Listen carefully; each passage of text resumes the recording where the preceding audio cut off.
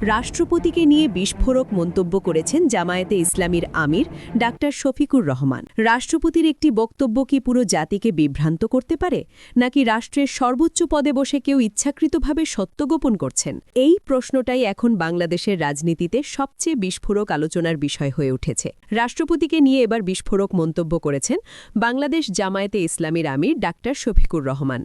রাষ্ট্রপতি মোহাম্মদ শাহাবুদ্দিন সম্প্রতি দেশের একটি জাতীয় দৈনিকে 2 পর্বের একটি দীর্ঘ সাক্ষাৎকার দেন। সেই সাক্ষাৎকারে তিনি গণ অভ্যুত্থান পরবর্তী পরিস্থিতি, অন্তর্বর্তী সরকার গঠন এবং ডাক্তার মোহাম্মদ ইউনূসের সরকারের ভূমিকা নিয়ে নানা অভিযোগ করেন। সাক্ষাৎকার প্রকাশের পরপরই রাজনৈতিক অঙ্গনে শুরু হয় ব্যাপক আলোচনা ও সমালোচনা। বিশেষ করে ক্ষমতাচ্যুত প্রধানমন্ত্রী শেখ হাসিনার পদত্যাগ ইস্যুতে রাষ্ট্রপতির বক্তব্য ঘিরে তীব্র বিতর্ক সৃষ্টি হয়।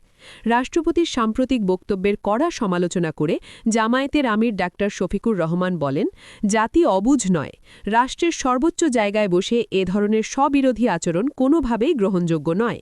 24 ফেব্রুয়ারি সামাজিক যোগাযোগ মাধ্যম ফেসবুকে দেওয়া এক পোস্টে তিনি রাষ্ট্রপতির বক্তব্য নিয়ে একাধিক গুরুতর প্রশ্ন তোলেন। ডাক্তার শফিকুর রহমান তার পোস্টে অভিযোগ করেন, 5 অগাস্ট 2024 সালের ঘটনাবলী নিয়ে রাষ্ট্রপতি অনেক কিছুই চেপে গেছেন। তিনি বলেন, সেদিন রাষ্ট্রপতি উপস্থিত রাজনৈতিক নেতৃবৃন্দকে যেসব কথা বলেছিলেন এবং পরে জাতির উদ্দেশ্যে যা জানিয়েছিলেন, বর্তমান বক্তব্যে তিনি সেগুলোর কোনো স্বীকারোক্তি দিচ্ছেন না, বরং এখন তিনি সম্পূর্ণ ভিন্ন কথা বলছেন। এই স্ববিরোধিতার ব্যাখ্যা রাষ্ট্রপতি জাতিকে দেবেন কিনা সে প্রশ্ন তোলেন জামায়াত আমির।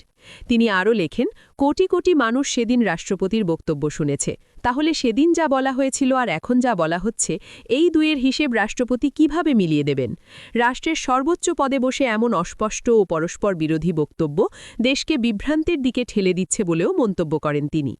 এর আগে চমকানো তথ্য দিলেন রাষ্ট্রপতি শিরোনামে জাতীয় দৈনিক পত্রিকায় প্রকাশিত সাক্ষাৎকারে রাষ্ট্রপতি মোহাম্মদ শাহাবুদ্দিন দাবি করেন, গণ অভ্যুত্থানের পর তাকে রাষ্ট্রপতির পদ থেকে সরিয়ে দেওয়ার চেষ্টা হয়েছিল, তবে বিএনপি এবং সামরিক বাহিনী সেই উদ্যোগে সমর্থন না দেওয়ায় তা বাস্তবায়ন সম্ভব হয়নি। রাষ্ট্রপতির এই বক্তব্য সামনে আসার পরই নতুন করে প্রশ্ন উঠতে শুরু করে, এই তথ্য কি আগে কখনো জাতির সামনে আনা হয়েছিল, নাকি এটি এখনকার রাজনৈতিক বাস্তবতার সঙ্গে খাপ খাইয়ে দেওয়া নতুন বক্তব্য? রাষ্ট্রপতির সাক্ষাৎকারে আরও উঠে আসে অন্তর্বর্তী সরকারকালের নানা অভ্যন্তরীণ বিষয়, যেখানে তিনি ডাক্তার ইউনূসের সরকারের ভূমিকা নিয়েও অভিযোগ করেন।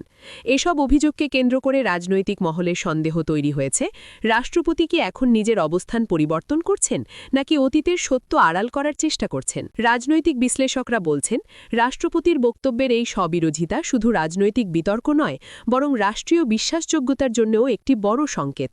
কারণ রাষ্ট্রপতি হচ্ছেন সংবিধানের অভিভাবক। তার বক্তব্য যদি সময়ের সঙ্গে পাল্টে যায়, তাহলে জাতি কোন বক্তব্যকে সত্য বলে গ্রহণ করবে?